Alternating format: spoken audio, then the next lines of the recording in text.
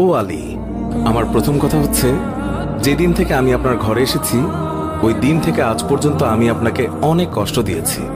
আপনি যদি আমাকে ক্ষমা না করেন তাহলে কি আমার কারণে আব্বাজান অনেক লজ্জিত হবেন।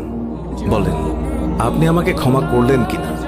আলী রাদিয়াল্লাহু তাআলা আনহু তিনি তখন উত্তরে বললেন, ইয়া ফাতেমা, তুমি কি বলছো এগুলো? আমি তোমার যোগ্য ছিলাম না। তোমার আব্বাজান দয়া করে মেহেরবানি করে তোমার হাত আমাকে দিয়েছেন। বিয়ের দিন থেকে আজ পর্যন্ত আমি আলী তোমাকে ঠিকমতো দুবেলা খাবার খাওয়াতে পারিনি। ও ফাতিমা, তুমিই বলো, আমাকে ক্ষমা করেছো কিনা? তুমি যদি ক্ষমা না করো তাহলে আমাকেও কিয়ামতের দিন কঠিন শাস্তি ভোগ করতে হবে। ও আলী, আপনার সাথে আমার দ্বিতীয় কথা হলো, আমি মারা যাওয়ার পর আপনি বিয়ে করে নেবেন দুনিয়ার যে কোনো মহিলাকে আপনার পছন্দ মতো। আমি আপনাকে অনুমতি দিলাম। আর আমার বাচ্চা দুইটিকে সপ্তাহে একদিন আপনার কোলে নিয়ে ঘুমাবেন আপনার সাথে।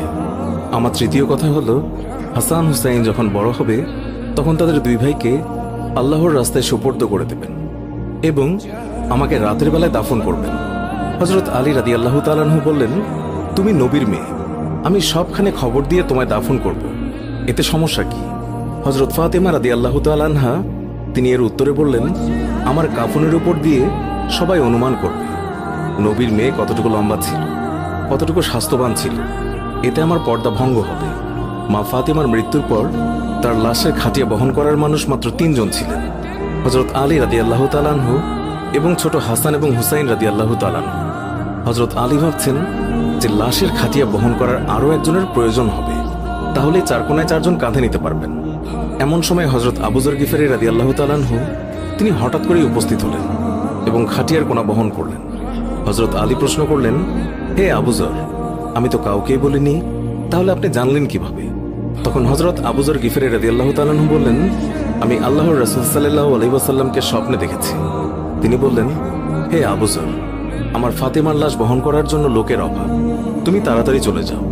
ও আলী, আমাকে তো হুজুর সাল্লাল্লাহু আলাইহি ওয়াসাল্লাম আসতে বলেছেন, তাই আমি এসেছি। তোমরা তো আমাকে বলনি।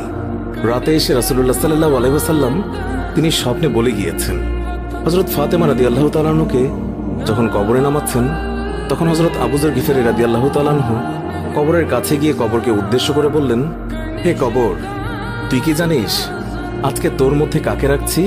উনি হচ্ছেন জান্নাতের সকল মহিলাদের সর্দার।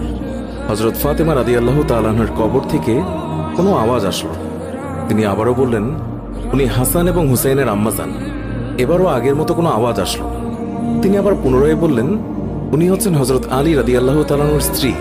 তারপরও কবর থেকে কোনো আওয়াজ আসলো না। তিনি আবার বললেন, এটি দুজাহানের বাদশার মেয়ে, খবরদার বেয়াদবি করবে না।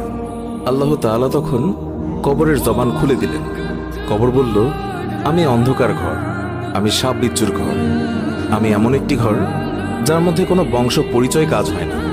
আমি দুজাহানের বাদশার মেয়েকে চিনি না, আমি হযরত আলীর স্ত্রীকে চিনি না, হাসান হুসাইনের আম্মাকেও চিনি না, আমি জান্নাতের মহিলাদের সর্দারনিকেও চিনি না। আমি শুধু চিনি ঈমান এবং আমল। আমার মধ্যে যদি কেউ ভালো আমল নিয়ে আসে তাকে আমি কবরে জান্নাতের বিছানা বিছিয়ে দেব, আর যদি কেউ খারাপ আমল নিয়ে আসে তাকে আমি কবরের 2 দিক থেকে এমন জোরে চাপ দেব যে হাড় মাংস মাটি সব একত্রে মিশিয়ে যাবে। আল্লাহু আকবার। মানুষ জন্মালে মৃত্যুবরণ করতেই হবে। মৃত্যু কখনো বলে কয়ে আসে না, মৃত্যু কখনো ধনী গরিব দেখে হয় না। প্রত্যেক মানুষকে মৃত্যুর স্বাদ গ্রহণ করতেই হবে। সুপ্রিয় দর্শক, এই ছিল আমাদের আজকের ভিডিওটি ভালো লেগে থাকলে অবশ্যই একটি লাইক দিন এবং আমাদের চ্যানেলটি সাবস্ক্রাইব করে না থাকলে এক্ষুনি সাবস্ক্রাইব করে পাশে থাকা বেল আইকনটি প্রেস করুন।